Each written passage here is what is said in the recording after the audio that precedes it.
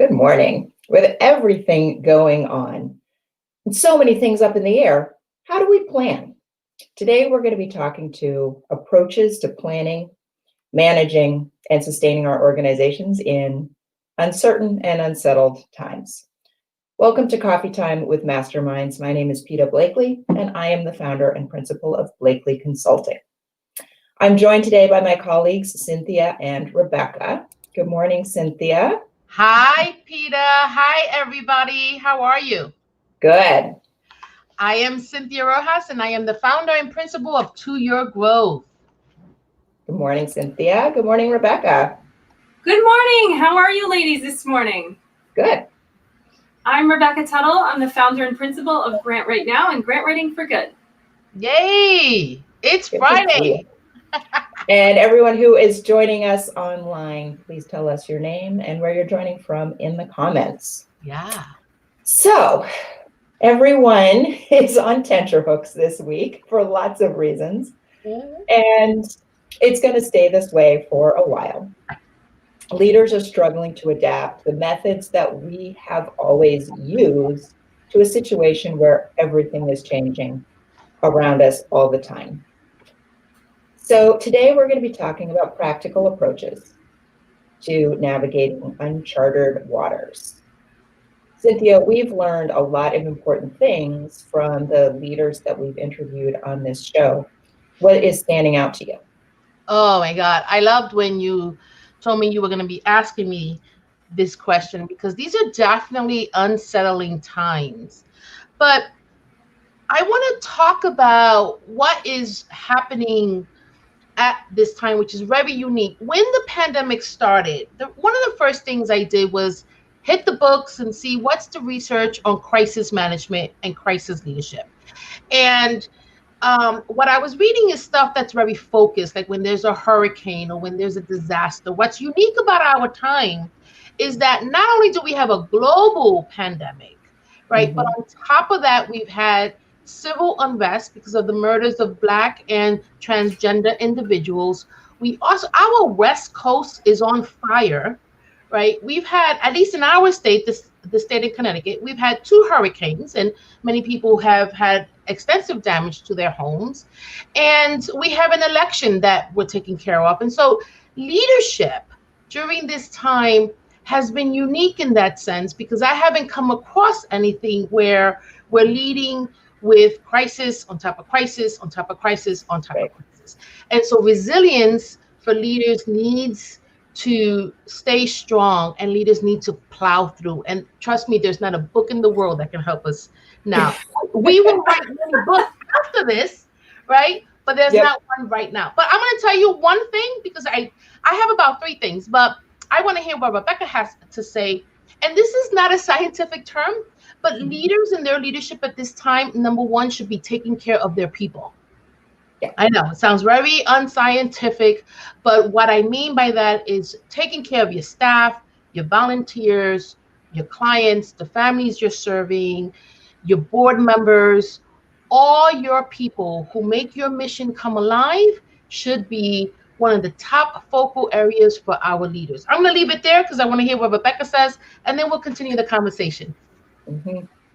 Well, thank you. One of the things that I've been doing, because I'm actively writing grants and fundraising every single day, just right along my clients, is reaching out to funders and focusing on that relationship piece, that human to human contact, building up those stories, collecting the information about what's really going on in communities. So you can relay that to a funder to let them know.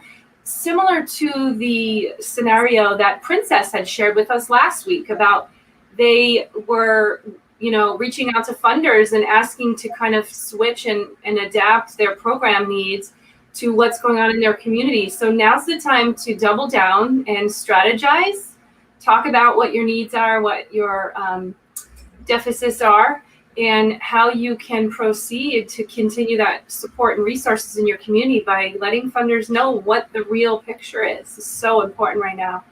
One of the things, if I can add, Peter, to what Rebecca is saying, I was struck by Princess, which was the last episode, I think episode 29, if you're watching. She had the backing of her board. Yep. And so she talked about how her board, I think the next day, called her and said, what do you need? And so this has positively impacted her fundraising. It has impacted her programming. She's been able to innovate. And she then could have conversations with funders because she wasn't trying to like rally in the troops to get support. Actually, they had already rallied for her. And that's a great example of what leaders need right now. And that's an interesting, I want to pick up on the terms resilience and sustainability. Yeah. Because I think those are really important words to be using right now. And that's a really good example of organizational resilience, where there's a certain level of trust and ability to ability to build capacity within, right? Yeah. Within your organization. I mean, let's also say what is right now like other disasters, right? In that programs need to be thinking about two things. One is some social structures are failing, right? There are some needs that aren't getting met in the ways that they usually do, right? Like children don't go to school, and that creates a lunch need and a childcare need, right? And those have to get filled in other ways. So that's what a lot of programs are doing when they are sending laptops home and they're sending food home, right? Then the second part of that is how do we build sustainability in community so that when these programs end, which at some point they should, the community can continue to run these things. And so that might be that they go back to the institutions that they were in previously, or it might be something new grows to implement those functions. Yeah, you mentioned resilience. It was one of the three things that I was going to talk about, but I was going to frame it within the context of pivoting. Mm-hmm. So during this time, what leaders have had to do is pivot. And so that's what happens when we're in a disaster or when we're dealing with a crisis, right? We have to pivot. The difference now is that leaders are constantly pivoting. And so what keeps someone able to continuously do that is exercising the resilience muscle, and so it's really, really challenging because 8 months into this pandemic and, crisis on top of crisis, we leaders have to continue to remain motivated. And so that's another barrier that's happening, and leaders need to focus on that more than they had maybe even 4 months ago. Yeah. Cynthia, the gentleman from Florida, please excuse me for his name escapes me right now. Oh, David? David. Is David? Yeah, he's from Atlanta. Oh, okay. So he spoke about that very thing very eloquently about, try new things, and you need leadership who's going to support you in those risk-taking endeavors, and just being patient as we try new things. I thought, if anything, to continue this conversation, going back, please watch that episode. I'll have to go back and put in the comments what episode that was, because he is an incredible leader for exactly what you're talking about right now. Oh yeah. Yeah. No, definitely. I just want to point out the comment that Thaddeus just made, bringing us back to self-care. And yep. Oop, I'm trying to find Thaddeus's comment here. There we go. Yeah. Good morning, Thaddeus. So true. We talked about self-care months ago when we were really only dealing with one crisis. And we've also talked about structural care, but I think that that need is even more important, and maybe it's also connected to motivation. And the idea that we got to nurture ourselves and nurture our teams and do everything keeping in mind that people aren't just doing their jobs, but they're also living in these times. Yes, it is connected to motivation. I recently did a workshop on motivation and how to keep your staff motivated, and found that a lot of motivation, where at least I used to think some people were born with more motivation than others. We see people very successful and we're like, wow, that person is very motivated and therefore they're very successful. In fact, I found out that motivation rests in our brain, right? And the good news is that it's not attached to your DNA, and actually it's more like a muscle that you can exercise. But there are things that are attached to our motivation, like control, right? Having an internal locus of control, which many of us have lost because of the pandemic and because of all the other things that are happening. So being strategic about finding things that you can control as a leader, and allow your staff to have some choice making. Let them feel like they're in control of their life, actually raises our motivation. So you're right. It's all connected. But it's all muscle, right? So it's just like what Thaddeus said, like in order to remain resilient, you have to care for yourself. It's that balance. Right. That's the good news. I want to welcome, we have a new viewer with us today, Robin. She is actually from Baltimore, but she's viewing us today or joining us today from Orlando. They're house hunting, so that's exciting. Oh, that's so exciting. Yes, my sister's a real estate agent in Orlando, and she says that it's a booming market. Booming market in Florida. And Princess's ears must have been ringing. She's here with us today. Welcome, Princess. She says resilience is exactly what she's learning in all this, and she gives us a shout out. Hey, ladies. Yeah, Thank you, Princess. Thank you, nice to see Princess. you. Yes. Princess, I've been thinking of you because you and your board are a true model for what nonprofits need right now. So thank you. Thank you so much for coming on board. I'm sorry, Rebecca, I cut you off.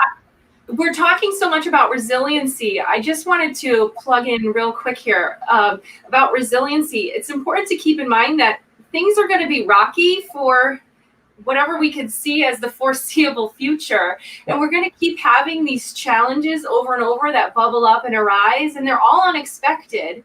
Yeah. But we can get through it. And I love that we're talking about resiliency today, because you can almost plan a resiliency plan or a contingency plan for your organization if you start doing the work now and not waiting for those challenges to come about. I love that idea. Resiliency plan.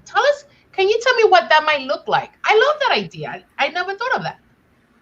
It's what's been going on so far and how did you respond to it? And then what are some anticipatory challenges that you might face as an organization or an individual going forward? And, yesterday when we had our meeting, I'd come into the meeting with alternatives, opportunities, and what if we stayed the same and continued to do what we were doing? So building a resiliency plan, it gets the creativity flowing, the adaptation, it touches on the innovation that we're talking about, but it gets everyone involved.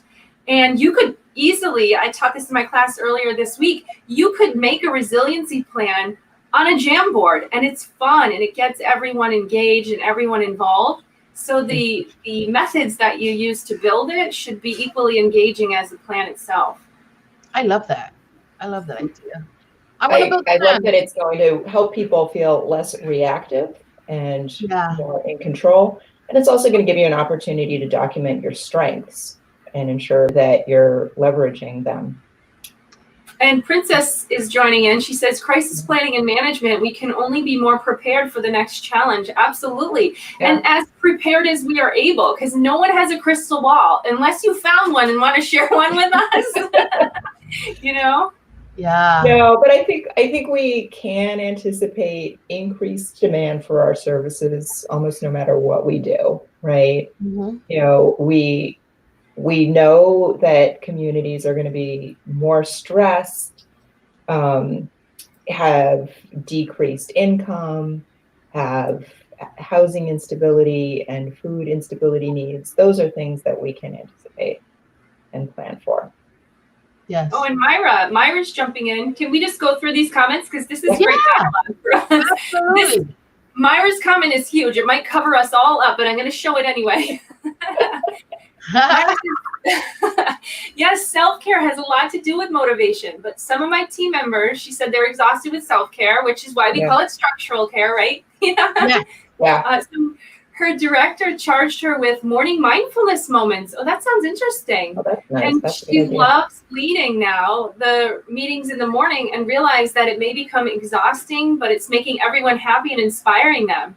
So she's going to stick with it. Good luck, Myra. That's awesome. Oh yeah, and that's what Thaddeus is saying, right? It's the old metaphor that we use all the time, and I'm sorry to sound so cliche-ish. That's not even a word, but when you're in the airplane and they say put the mask on first, right? So leaders need to be very intentional, right, about what's going on inside, because they're holding space for other people, and there's no turning away from that. That is a key leadership role. And while, yes, you are human and you are also exhausted and you also have a million things going on and you're also being impacted, on top of all of that, you are still the leader. So making sure that you take care of you so you can hold space for others is what's going to make you get through this and keep your team motivated and intact, because we will get through this. We will. I also want to talk about some of the really great needs assessment practices that we have discussed on the show, even though we didn't call them that. Because these are from an evaluation standpoint, but also a planning standpoint. Like, these are really great, crucial practices that we've been seeing people employ. And one is on the ground needs assessment. Princess did it when she just called families and said, hey, I'm here, what do you need? Mm-hmm. Renee did it the same way. You know, it's not elaborate, but it models a couple of really important things. Is one, be collecting data all the time, and two, everyone in your organization is responsible for collecting data and feedback. And then they interpreted it and they made a plan, which is exactly right. So, you know, when you are in a disaster response scenario, which some organizations will find themselves in, you know, one of the really important practices that we can adapt from that world is that anybody who's in the organization is collecting feedback, thinking about how you collect feedback and making sure that it doesn't exclude anybody. You know, can you collect feedback anonymously for people who might not want to reveal their identity for some reason? Right. Can you collect feedback verbally for people who might not be able to write well? Can you collect feedback in multiple languages for people who might not speak English? All of those things, but get it any way you can, and then make sure that your team is debriefing that information, integrating it into your plan, and then providing feedback to the community saying, we heard you needed X, right, and therefore we are adapting our plan with Y. And just like keep that communication open, because if you don't communicate back that you have used the feedback, people are going to stop giving you feedback. Yeah. Yeah. Oh, absolutely. Absolutely. You know, Peta, when I did case management, we had a significant amount of training on exactly what you're saying. Yep. And it's a little bit of a different shift to the way you're putting it into context, but I want to bring it up because it's really important as our demographics are changing. And one of the things that we were most mindful of was not allowing your child to answer and respond to interview questions in an intake meeting, or respond on case management visits, or serve as the translator for the parent. Yeah. Or the caregiver. And the reason why a lot of organizations do that is because translation services were not readily available, or they were too expensive. Yes. Right. So I think that, if anything, all of this diversification and, this melting pot that we're experiencing right now, organizations should be mindful of having those critical services in place, because what it's going to do if they don't is it's going to not give the true identity, the true needs and data of their community. Because if you think about it, some of the questions that are asked, children don't understand, so they're doing their best to translate. And one of the things that parents might not want to say this through their kids. I mean, it's just not appropriate. Right. And it's not reasonable. It's not reasonable for an organization to depend on children's labor to deliver their service. If you can't afford translators, you are not in the business that you think you are, right? Yeah. Unpaid child labor, not part of your business plan. Yeah. Tomas says good afternoon, so he's not here. Oh, I want to know, where is he from? Tomas, tell us where you're from. It's afternoon. Yeah. But once we accounted for those translation services, our data completely changed. It completely changed. Really? Yes, absolutely. So that's why I bring it up, because those little details that, you try to do these cost savings here and there, especially in fund development, it can make so much of a difference. So thank you for bringing that up. That is a really, really interesting point. I I don't know who said it, whether it was Rebecca or you, Peter, where leaders, we need to keep our eye on the prize, on the future, right? And your future could be 3 months from now. But there's something really empowering about being able to focus on something. Steve Jobs talked about it all the time. The key to optimal performance is a compelling outcome. And so collecting data at different time points helps you to readjust that goal or that endpoint. And also remember, how we felt in March is very different from how we feel now. And it's going to be very different in the month of December. I don't know about you guys. I have begun to plan my winter because I anticipate this is going to be harder.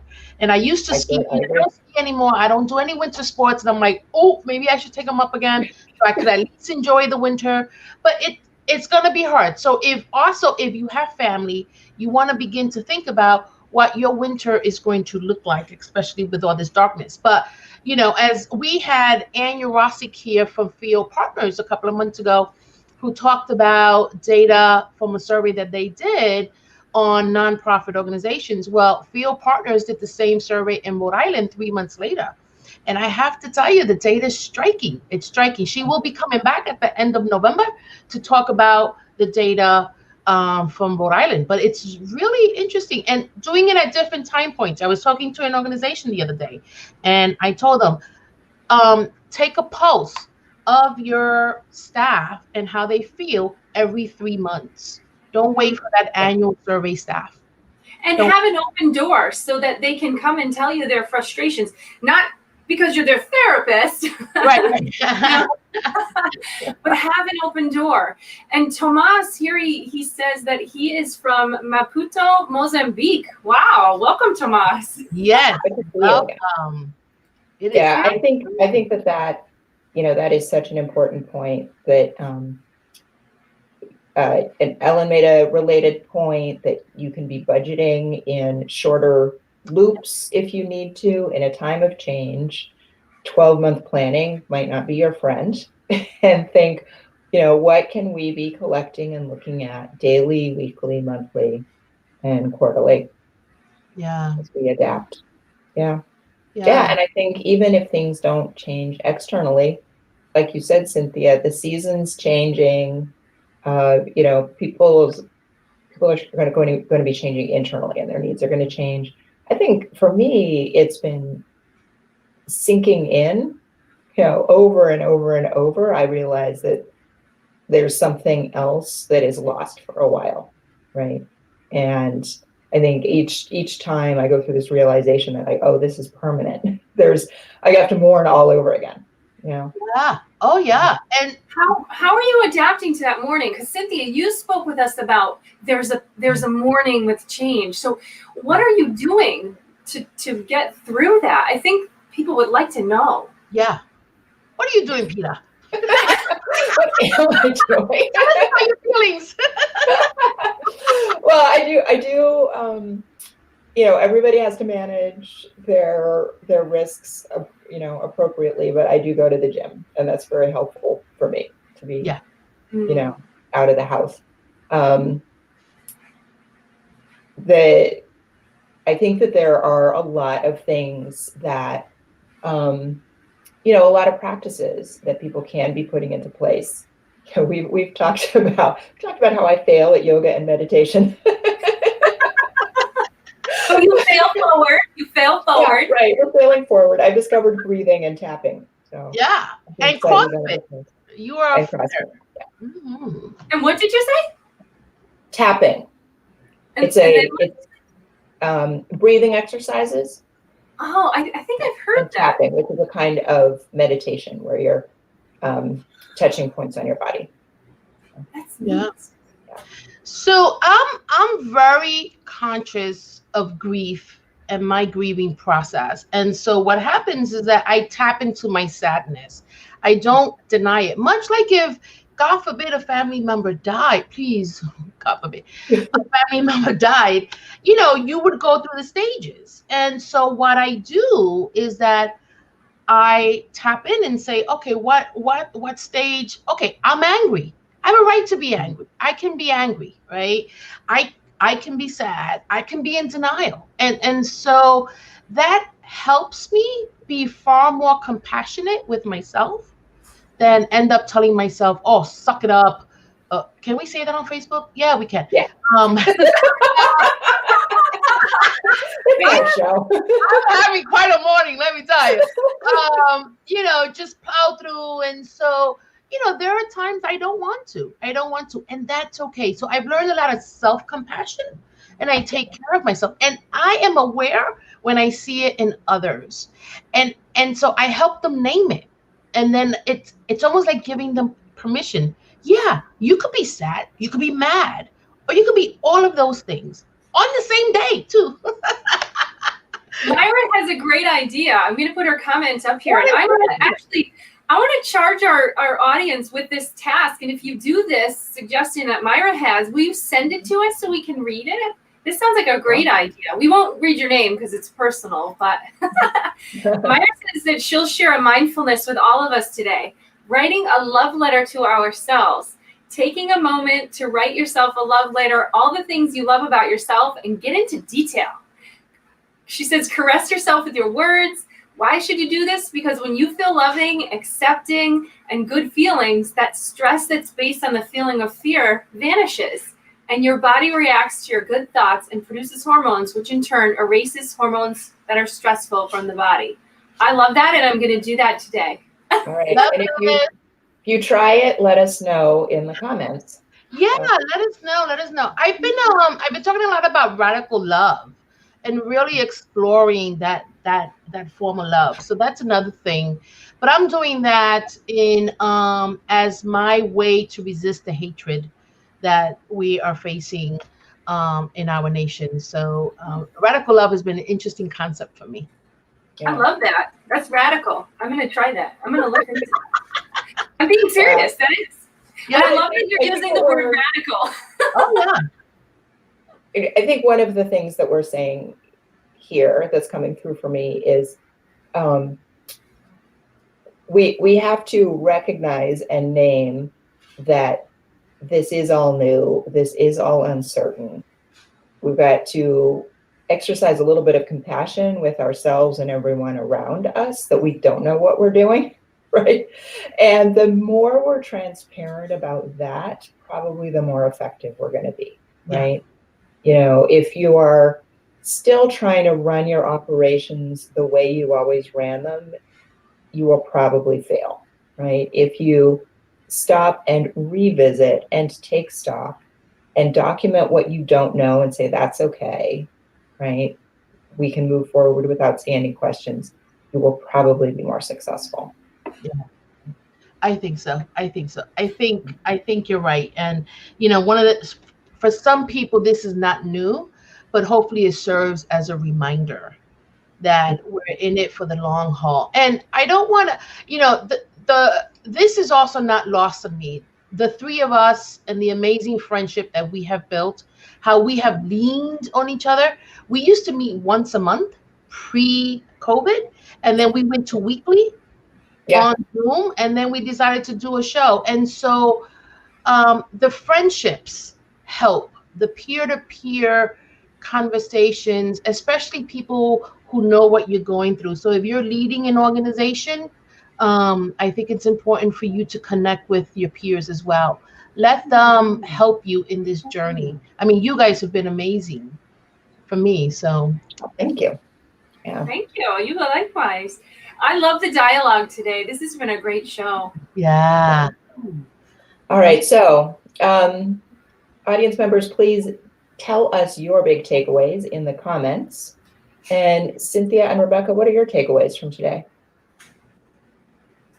You can go first because I'm going to type that. What is your big takeaway in the comments? Yeah. and I think Myra has one, but I came in with some talking points, but I'm leaving with very different talking points. And this is this idea of compassion and radical love, and how that ties into resilience and motivation and a leader's ability to plow through, because I think we're going to have to continue to plow for a little longer, or maybe a lot longer. So I'm all about self-compassion and radical love today and tomorrow too. Rebecca? I love that. Myra says her takeaway is love. Mine is, it's important to keep in mind again that this is going to be rocky. All the more reason to surround yourself with people that are caring and loving on you and there to lift your spirits and listen, and you can do that in return. And now is not the time to be fly by night with anything. Sit down and take the time to plan, especially in fund development. Don't just go after every opportunity that is out there. Be intentional about what you pursue and how you pursue it. It's going to be more meaningful and more impactful on the other side when we do get through all this. And you do need to conserve your energy, right? So, a scattershot approach is less effective and is going to burn out your team. And that's probably true for everything that you're doing, right? We've talked about this multiple times. You personally, your organization, your staff, and even your community don't have the bandwidth that they usually have. So you can really only show up in one big way right now. Figure out what your mission is and serve that. And that's all you can do. Yeah. We have some other takeaways. Princess says self-love, permission, and forgiveness. And Renee, hi Renee, she says, my big takeaway is it's okay to be afraid and acknowledge that she needs to stay focused on herself and her staff. I love that. Yeah. And Myra's closing out with being intentional is so key. Absolutely. Yeah. Well, thank you, everybody. Great show today. Yeah.